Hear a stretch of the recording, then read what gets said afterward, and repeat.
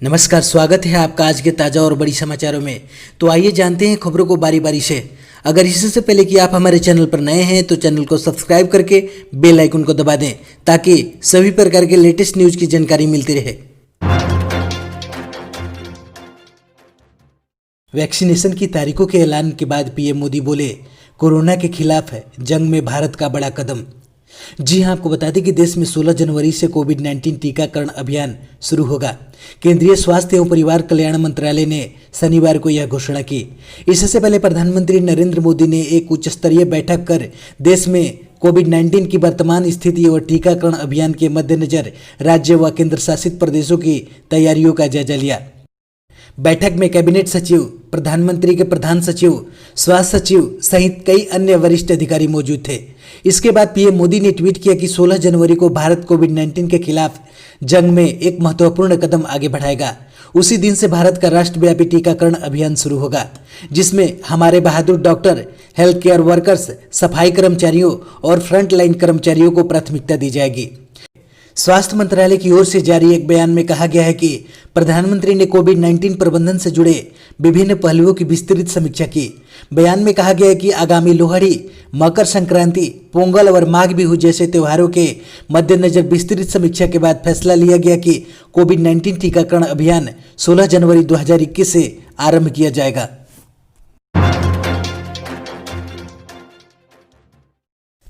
Rafale लड़ाकू विमान और घातक पैंथर्स हेलीकॉप्टर को लेकर फ्रांस ने भारत को दिया बड़ा ऑफर। जी हां, आपको बता दें कि भारत और फ्रांस ने रक्षा सहयोग को और तेजी करने का फैसला किया है। इसके लिए फ्रांस ने मेक इन इंडिया के तहत राफेल लड़ाकू विमानों और पैंथर हेलीकॉप्टर्स का निर्माण भारत में करने का ऑफर दिया है। फ्रांस राफेल की 70% और पैंथर्स हेलीकॉप्टर की 100% असेंबली भारत में करने को राजी हैं। साथ ही टेक्नोलॉजी ट्रांसफर को भी तैयार हैं। इस मामले से अवगत लोगों ने शनिवार को यह जानकारी दी।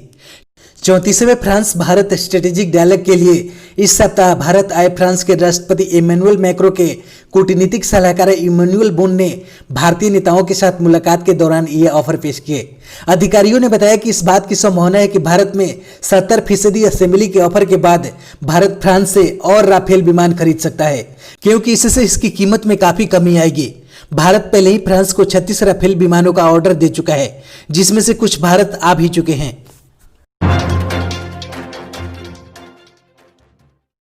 मध्य प्रदेश में लागू हुआ धार्मिक स्वतंत्रता विधेयक, शिवराज सिंह चौहान सरकार ने राजपत्र में किया अधिसूचित। जी हां, आपको बता दें कि मध्य प्रदेश के गृह मंत्रालय ने राजपत्र में धार्मिक स्वतंत्रता विधेयक 2020 को अधिसूचित कर दिया है। सरकार के इस कदम से कथित लव जिहाद के खिलाफ सख्त कानून अब लागू हो गया है। पिछले साल दिसंबर में शिवराज सिंह चौहान सरकार के मंत्रिमंडल ने मध्य प्रदेश धार्मिक स्वतंत्रता विधेयक 2020 को मंजूरी दे दी थी। विधेयक में शादी या अन्य कपटपूर्ण तरीके से कराया गया धर्मांतरण अपराध माना जाएगा, जिसके मामले में अधिकतम 10 साल की कैद और 1 लाख रुपए तक के जुर्माने का प्रावधान किया गया है। समाचार एजेंसी पीटीआई की रिपोर्ट के मुताबिक यह विधेयक काफी कुछ उत्तर प्रदेश सरकार द्वारा अधिसूचित उत्तर प्रदेश विधि विरुद्ध धर्म परिवर्तन प्रतिषेध अध्यादेश 2020 के समान है। उत्तर प्रदेश विधि विरुद्ध धर्म परिवर्तन प्रतिषेध अध्यादेश 2020 में जबरन धर्मांतरण कराने के अपराध में अधिकतम 10 साल की सजा का प्रावधान किया गया है। मध्य प्रदेश के कानून एवं गृह मंत्री नरोत्तम मिश्रा का कहना है कि उनकी सरकार ने इस विधेयक को काफी कठोर बनाने की कोशिश की है।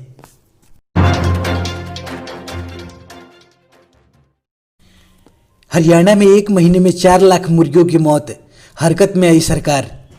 जी हां, आपको बता दें कि बर्ड फ्लू फैलने से हरियाणा सरकार अलर्ट मोड पर आ गई है। हरियाणा सरकार के पशुपालन और डेयरी मत्स्य पालन मंत्री जेपी दलाल ने यहां एक महीने में 4 लाख मुर्गियों की मौत हो जाने की बात कही है। उन्होंने कहा कि मुर्गियों के नमूने लेकर जालंधर भेजे गए हैं। इसके साथ विभिन्न पोल्ट्री फार्म के नमूनों को भोपाल भेजा गया है। इनमें से 2 नमूने एवियन इन्फ्लुएंजा के लिए पॉजिटिव मिले हैं। बर्ड फ्लू की आहट को लेकर सरकार की ओर से एहतियातन प्रबंध करने शुरू कर दिए गए हैं। भारत के कई राज्यों में बर्ड फ्लू के बढ़ते मामलों को लेकर पूरे देश में अलर्ट जारी किया गया है। बर्ड फ्लू के मामलों में हरियाणा देश के सबसे प्रभावित राज्यों में से एक है। इसके लिए यहां सरकार की ओर से सख्त निर्देश जारी किए गए हैं।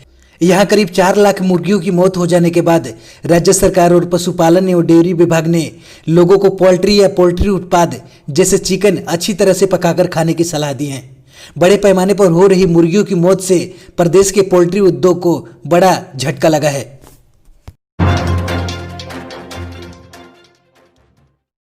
पीयूष गोयल का दावा, स्ट्रक्चरल रिफॉर्म से 2025 तक हासिल कर लेंगे 5,000 अरब डॉलर की इकोनॉमी का लक्ष्य। जी हां, आपको बता दें कि भारत 2025 तक 5,000 अरब डॉलर की इकोनॉमी के लक्ष्य को हासिल करने के लिए अपने समूचे इकोसिस्टम को मजबूत कर रहा है। केंद्रीय वाणिज्य एवं उद्योग मंत्री पीयूष गोयल ने शनिवार को यह बात कही। गोयल ने प्रवासी भारतीय दिवस सम्मेलन में कहा कि 5,000 अरब डॉलर की इकोनॉमी प्रधानमंत्री नरेंद्र मोदी का सपना है। हम तेज स्ट्रक्चरल रिफॉर्म से इस लक्ष्य को हासिल करेंगे। गोयल ने कहा कि हम अपनी गुणवत्ता, उत्पादकता, दक्षता में सुधार के लिए साथ साथ काम कर रहे हैं। इससे भारतीय उद्योग हमारे निर्यात का विस्तार कर सकेगा। यह वास्तव में बड़ा, बेहतर और व्यापक हो सकेगा। मंत्री ने कहा कि वैश्विक स्तर पर भारतीय उत्पादों की पहुंच बढ़ाने के लिए आक्रामक तरीके से नए बाजारों में संभावनाएं तलाशी जा रही हैं।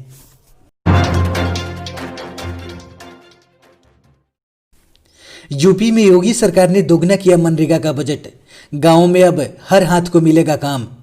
जी हां, आपको बता दें कि मुख्यमंत्री योगी आदित्यनाथ ने गांवों में ज़्यादा से ज़्यादा लोगों को रोजगार से जोड़ने के लिए एक बड़ी पहल की है। देश के इतिहास में उत्तर प्रदेश देश का पहला राज्य बना है जिसने महात्मा गांधी राष्ट्रीय ग्रामीण रोजगार गारंटी अधिनियम के सालाना बजट को करीब दोगुना कर दिया है। सीएम योगी ने मनरेगा के बजट को 8500 करोड़ सालाना से बढ़ाकर 15,000 करोड़ करने का निर्देश दे दिए हैं। बड़े बजट के नाते गांव-गांव में मनरेगा के तहत हर हाथ को काम मिलना तय है। मुख्यमंत्री योगी आदित्यनाथ के निर्देश पर पिछले साल देश में सबसे ज्यादा मनरेगा में 85 लाख परिवारों के 1,04,70,000 से ज्यादा श्रमिकों को काम दिया गया था, जो प्रदेश के इतिहास में रिकॉर्ड है। जबकि वर्ष 2019-20 में 53.15 लाख परिवारों को काम मिला था। इनमें से राज्य के 74 जिलों में मनरेगा में काम पाने वाले 32 लाख परिवार पिछले साल बढ़े हैं।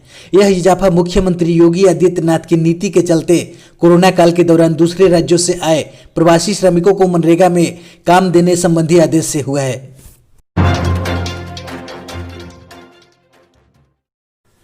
बीजेपी नहीं दे रही मंत्रिमंडल विस्तार के लिए नाम, सीएम नीतीश कुमार हुए हैरान।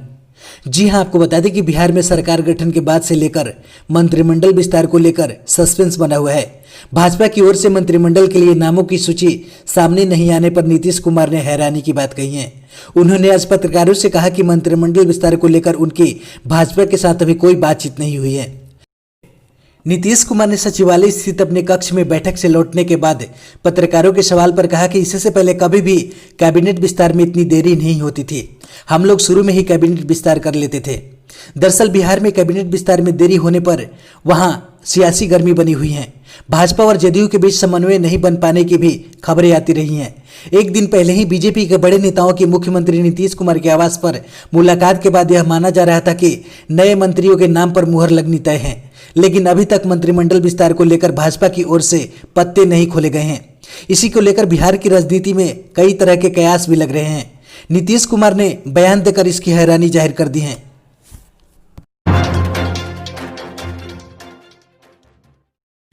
लालू के मामले में उच्च न्यायालय ने कहा, सरकार कानून से चलती है, व्यक्ति विशेष से नहीं।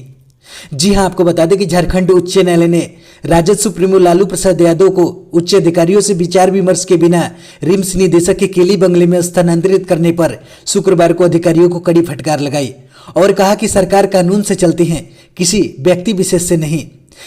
लालू द्वारा जेल नियमावली उल्लंघन के मामले में सुनवाई कर रही झारखंड उच्च न्यायालय की पीठ ने चारा घोटाला मामले में सजा काट रहे राजद सुप्रीमो को कोरोना वायरस संक्रमण के खतरे से बचाने के लिए उच्च अधिकारियों से विचार विमर्श के बिना ही निदेशक के बंगले में स्थानांतरित किए जाने पर कड़ी नाराजगी जताई और कहा कि सरकार कानून से चलती है, किसी व्यक्ति विशेष से नहीं।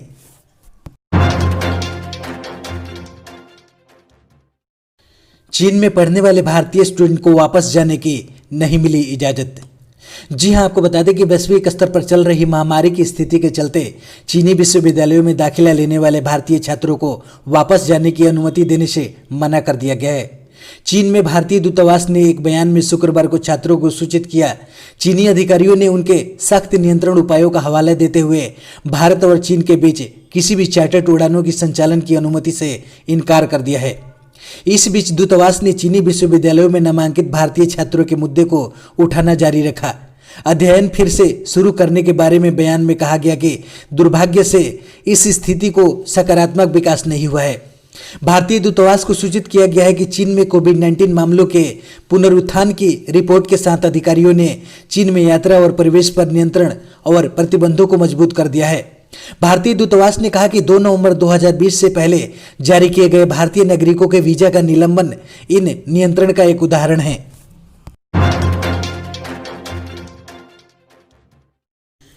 भारत में पिछले 24 घंटों में कोरोना वायरस के 18,222 नए मामले हुए दर्ज। जी हां, आपको बता दें कि भारत में हर रोज कोविड-19 के मामले बढ़ रहे हैं। संक्रमितों की संख्या 1 करोड़ के पार हो चुकी है। स्वास्थ्य मंत्रालय के द्वारा जारी किए गए ताजा आंकड़ों के अनुसार देश में कोरोना संक्रमितों की संख्या 1,04,31,639 हो गई है। पिछले 24 घंटों में कोरोना के 18,222 नए मामले आए हैं। पिछले 24 घंटों में 19,253 मरीज ठीक हुए हैं। इस दौरान 228 कोरोना संक्रमितों की मौत हुई है। अब तक कुल 1,56,651 मरीज ठीक हो चुके हैं। 1,50,798 लोगों की जान गई है। कोरोना के मौजूदा मामलों की संख्या 2.5 लाख से नीचे है। इस समय देश में 2,24,190 केस एक्टिव हैं। रिकवरी रेट की बात करें तो यह मामूली बढ़त के बाद 96.4% पर पहुंच गया है।